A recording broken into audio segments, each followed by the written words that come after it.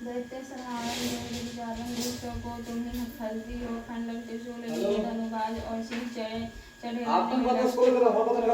साथ सहाय सदा सो करी आन हो मोहि पुकारा देर भई जगदम्ब विलम्ब कहाँ करती हो।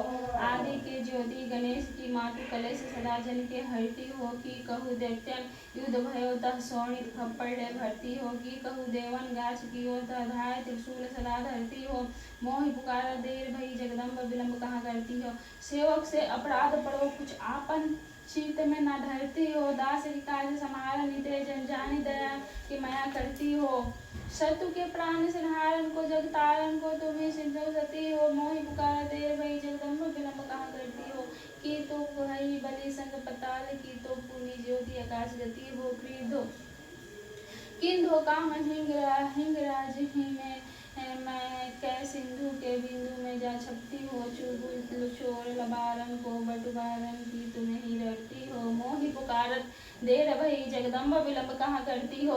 बान सिरान की सिंह हैरान की ध्यान धरे प्रभु को जपती हो। की कहू सेवक कष्ट पड़ता अष्टभुजा बल दे लड़ती हो। सिंह चढ़े देवी छत्र विराजित लाल ध्वजा रन में फिरती हो। मोहि पुकारा देर भई जगदम्ब विलम्ब कहाँ करती हो। देवी तुम्हारी करो विनती इतना तुम काज करो सुनती हो। ब्रह्मा विष्णु महेश की हो रथ हाँक सदा जग में फिरती हो। चंड ही मुंड ही जाए वधो तब जाए के शत्रु निपात गति हो। मोहि पुकारा देर भई जगदम्ब विलम्ब कहाँ करती हो। मारि दियो महिषासुर को हरि के हरि को तुम ही पलती हो। मध कर ठप दैत्य बिंदुवस कियो नर देवन के पति सपति हो।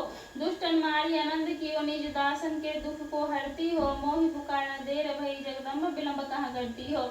साधु समाधि लगावत है तिनके तन को तू तुरंत तरती हो। जो जन ध्यान धरे तुमरो तिनकी प्रभुता चित दय करती हो। तेरो प्रतापति हूँ कुलसी जन के मनसा भरती हो। मोहि पुकारा देर भई जगदम्ब विलम्ब कहाँ करती हो।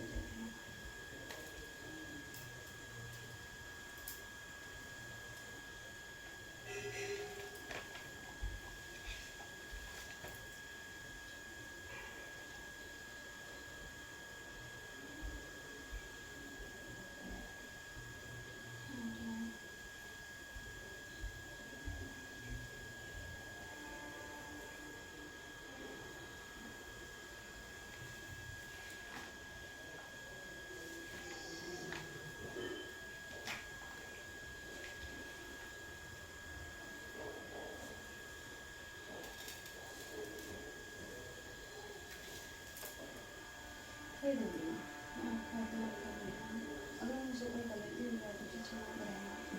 उसे आप लोग मेरे साथ रहते हैं कुछ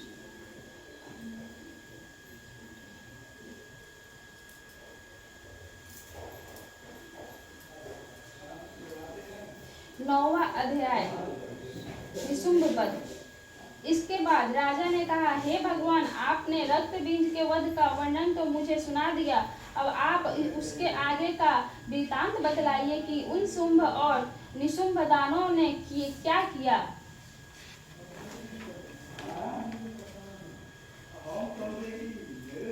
इतना सुनकर ऋषि ने राजा से कहा, हे राजन, युद्ध में रक्त बीज तथा अन्यायी असुरों के विनाश से शुंभ निशुंभ के क्रोध का परावार न रहा। अपनी विशाल सेना का संहार होते देखकर निशुंभ देवी की ओर दौड़ पड़ा। उसी के साथ दैत्यों की प्रमुख सेना भी थी। उस राक्षस के अगल बगल भीमकाय दैत्य उसके अंगरक्षक के रूप में मौजूद थे। वे सभी क्रोधपूर्वक देवी वध के निमित्त तत्पर होकर आगे आ गए। मातृगणों से युद्ध करने के बाद महापराक्रमी शुंभ भी चंडिका वध के लिए वहां आ पहुंचा। अब तो देवी के साथ शुंभ निशुंभ का घोर युद्ध छिड़ गया। वे दोनों महाबलवान दानव देवी पर मेघों की भांति मूसलाधार बाण बरसा रहे थे। राक्षसों द्वारा चलाए हुए बाणों को काटकर देवी ने अपने शस्त्रों द्वारा अनेक अंगों को बेध दिया। मौका पाकर निशुंभ ने अपनी चमचमाती हुई ढाल लेकर देवी वाहन सिंह के मस्तक पर तेज धार वाली तलवार चलाई। अपने वाहन सिंह के आहत होने पर शूर नामक बाण के द्वारा देवी ने निशुंभ की तलवार को खंडित कर दिया तथा साथ ही अष्टरजत जड़ित ढाल को भी टुकड़े टुकड़े करके गिरा दिया। जब उस दानव के पास ढाल एवं तलवार न रही तो अपनी शक्ति का प्रयोग किया, परंतु देवी ने चक्र के द्वारा उस शक्ति को खंडित कर दिया। ऐसा देखकर निशुंभ ने क्रोध में आकर देवी वध के लिए अपना त्रिशूल संभाला, लेकिन देवी ने मुष्टिका प्रहार से ही उस त्रिशूल का खंडन कर दिया। फिर तो उसने अपनी गदा चलाई, किंतु वह गदा भी काम न आई और वह देवी के त्रिशूल से भग्न हो गई। इतना होने पर भी वह महाकाय दानव देवी की ओर अपना फरसा उठाकर चल पड़ा। देवी ने देखते ही देखते अपने बाणों द्वारा उसे धराशायी कर दिया। अपने पराक्रमी भाई को भूमि पर गिरते देखकर शुंभ क्रोधावेश में देवी पर लपका। अपनी अष्टभुजाओं से युक्त वह गगनचुंबी दानव अपने संपूर्ण शस्त्रों को रथ में लेकर आकाश मंडल में दिखाई पड़ने लगा। उसे अपनी ओर बढ़ते देखकर देवी ने शंख ध्वनित की तथा धनुष की प्रत्यंचा से भीषण टंकार उत्पन्न किया। तदंतर दानव के तेज नाशक घंटे की ध्वनि गुंजाकर संपूर्ण दिशाओं को भर दिया। जिस सिंह की गर्जना सुनकर बड़े बड़े मतवाले हाथी भी बहल जाते हैं, उस देवी वाहन सिंह की घोर गर्जना से दसों दिशाएं प्रकंपित हो उठी। तब आकाश मंडल में काली ने अपनी लंबी छलांग लगाई और दोनों हाथों की भूमि पर दे मारा। उस क्रिया के फलस्वरूप ऐसा भीषण शब्द हुआ जिसमें पहले के सभी शब्द उसमें विलीन हो गए। फिर तो शिवदूती ने अपने कराल अट्टहास से सभी असुरों को आतंकित कर दिया। परंतु इस दृश्य को देखकर शुंभ अत्यंत क्रोधित हुआ। उस समय शुंभ को ललकार कर देवी ने कहा, ओ पापात्मन खड़ा रह। इस दृश्य को देखकर आकाश मार्ग में अवस्थित सभी देवगण देवी की जय जयकार करने लगे। तभी शुंभ ने देवी पर ज्वालाओं से दहकती हुई भीषण शक्ति चलाई। पर्वतकाय उस भीषण शक्ति को देवी ने एक बहुत ही लुकाठी से अलग हटा दिया। उस समय शुंभ की गर्जन से सारा ब्रह्मांड कांप उठा। हे राजन, उसकी गर्दन से ऐसा मालूम हुआ मानो वज्रपात हुआ है, जिसमें सभी प्रकार के शब्द विलुप्त हो गए। शुंभ तथा देवी के द्वारा परस्पर प्रक्षेपित बाणों को दोनों पक्षों ने अपने अपने बाणों द्वारा सैकड़ों और हजारों खंडन कर दिए। तब चंद्रिका ने क्रोध करके अपने त्रिशूल से शुंभ पर भीषण प्रहार किया। उस भयंकर आघात से मूर्छित होकर महादानव शुंभ पृथ्वी पर गिर पड़ा। इतने में निशुंभ की मूर्छिता दूर हो गई और उसने पुनः अपने बाणों को बरसाकर देवी चंडिका काली तथा देवी वाहन सिंह को घायल कर दिया। फिर तो वह दानवराज अपने 10,000 हाथों को उत्पन्न कर देवी पर अपने चक्रों से प्रहार करने लगा और देवी को आच्छादित कर दिया। तदंतर भगवती दुर्गा ने क्रुद्ध होकर अपने बाणों द्वारा राक्षस के चक्रों और बाणों को खंडित कर दिया। देवी के इस अद्भुत शौर्य को देखकर अपनी सेना के साथ निशुंभ हाथ में गदा लेकर देवी वध के लिए आगे बढ़ा।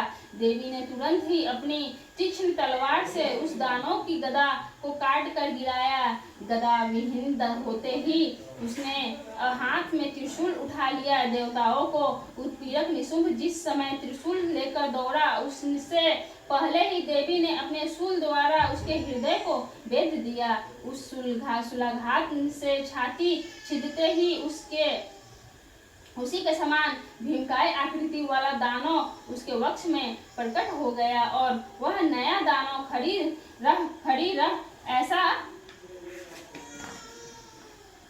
कहने लगा। उसी नए दानव की बात पर देवी अट्टहास करने लगी और अपनी तलवार से उसका सिर काट डाला। वह दैत्य वही भूमि पर गिरकर शांत हो गया। उसके गिरते ही देवी वाहन सिंह उसकी गर्दन चबाने लगा। इस दृश्य को देखकर रोए खड़े हो जाते थे। सिंह की तरह ही काली और शिवदूती ने भी अन्य राक्षसों का भक्षण करना शुरू कर दिया। कौमारी की शक्ति से विदारित होकर कितने ही दानव नष्ट हो गए। ब्रह्माणी के मंत्रपूत जल के सिंचन से कितने ही दानव तेज विहीन होकर रणभूमि से भागने लगे। महेश्वरी के त्रिशूल प्रहार से कितने ही दानव छिन्न भिन्न हो गए। बाराही के धूथुन की मार से अनेक राक्षस चकनाचूर हो गए। वैष्णवी ने अपने चक्र से दैत्यों के टुकड़े टुकड़े कर दिए। ऐन्द्री की वज्रघात से कितनों के चिढ़े हो गए। उस भयंकर समर में कुछ असुर नष्ट हो गए, कुछ अपने प्राण बचाकर रणस्थल में भाग चले तथा असंख्य दैत्य समुदाय काली सुदीप्ति और सिंह के द्वारा कवलित हो गए।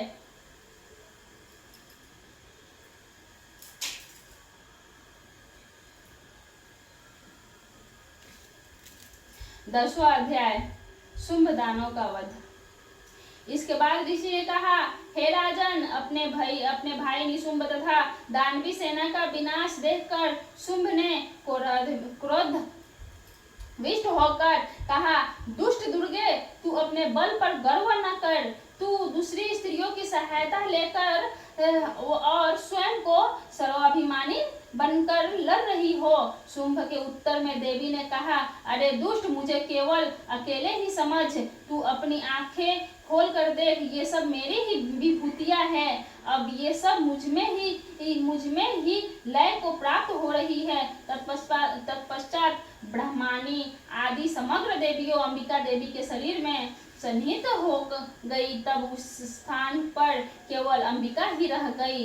देवी ने शुंभ दानव से कहा, मैं ही अपनी विभूतियों से अनेक रूपों से मैं वहां प्रकट हुई थी। अब उन सभी रूपों को मैंने अपने में समेट लिया है। अब मैं अकेली रहकर ही तेरा साथ युद्ध करूंगी।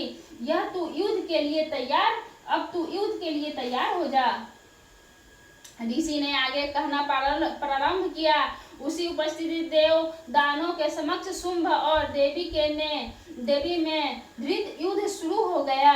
उन दोनों पक्षों का युद्ध तीक्ष्ण शस्त्रों के प्रहार तथा बाण वर्षा के कारण बहुत ही भयानक प्रतीत होने लगा। देवी द्वारा चलाए गए अनेक दिव्यास्त्रों को उस दानव ने अपने अस्त्रों द्वारा खंडित कर दिया। इसके साथ ही उत्तर में देवी ने भी शुंभ के अस्त्रों को अपने केवल हुकार शब्द के उच्चारण से क्षण मात्र में ही काट गिराया। तब पुनः उस महादानव ने अपने बाण वर्षा कर देवी को ढक दिया। प्रत्युत्तर में देवी ने अभी उसके धनुष को भंग कर दिया। धनुष के टूटते ही शुंभ ने हाथ में शक्ति उठा ली, किंतु देवी ने अपना चक्र चलाकर उस शक्ति को खंडित कर दिया। तब वह असुर शतचंद्रों के समान प्रकाशित ढाल और अपनी तलवार लेकर देवी पर झपट पड़ा। उसके आते ही देवी ने अपने तीक्ष्ण बाणों द्वारा उसी देदीप्यमान ढाल और तलवार को काट दिया। उस दैत्य के सारथी और अश्व की काल के ग्रास बन गए। उसका धनुष तो पहले ही टूट चुका था। उसने अपने हाथ में भयंकर मुदगड़ उठा लिया। उस मुदगड़ को भी देवी ने अपने बाणों से काट दिया। शस्त्र रहित होकर वह दानव साहस पूर्वक मुक्का तान कर देवी की ओर झपट पड़ा। उस राक्षस ने मुष्टिका से देवी के वक्ष में आघात किया। तब उसके उत्तर में देवी ने उधर से एक थप्पड़ जमाया। देवी की थप्पड़ लगते ही वह महादानव भूमि पर गिर पड़ा, किंतु संभल कर वह पुनः उठते ही वह देवी पर एकाएक उछाल और देवी को लेकर आकाश मार्ग में उड़ चला। आकाश में निराधार स्थित होकर देवी के साथ शुंभ का मल्ल युद्ध होने लगा। उनके इस अलौकिक युद्ध को देखकर सभी महर्षिगण आश्चर्यचकित हो उठे। दीर्घ काल तक युद्ध कौशल दिखाकर देवी ने शुंभ को घुमाकर भूमि पर फेंक दिया। भूमि पर गिरते ही वह उठकर देवी से युद्ध के लिए पुनः दौड़ पड़ा। उसके धावित होते ही देवी ने उसके वक्ष में त्रिशूलाघात करके उसे भूतल पर गिरा दिया। उस त्रिशूल का भयंकर आघात लगते ही दानव ने अपने प्राण त्याग दिए। अंततः तो गत्वा वह दानव समुद्र द्वीपों पर्वतों सहित पृथ्वी को प्रकर्मित करता हुआ भूलुंडित हो गया। उस दुरात्मा की मृत्यु से संपूर्ण ब्रह्मांड आदाहित हो उठा। आकाश निर्मल भासित होने लगा। आकाश से उल्कापात तथा उत्पात सूचक मेघ आदि सभी शांत होकर स्थिर हो गए एवं नदियां अपने स्वाभाविक गति से प्रवाहमान होने लगी। उस महादानव के वध से संपूर्ण देवों को अपार हर्ष हुआ और गंधर्वादि गण मधुर कंठ से गान करने लगे। अन्य गंधर्वों के साथ देवगण नृत्य करने लगे। विशुद्ध वायु का संचार होने लगा तथा सूर्य के मलिनता दूर होकर उनका तेज प्रतिभासित होने लगा। अग्निशाला की बुझी हुई अग्नि पुनः प्रदीप्त हो उठी तथा समस्त दिशाओं में गुंजित भीषण कोलाहल भी शांत पड़ गया।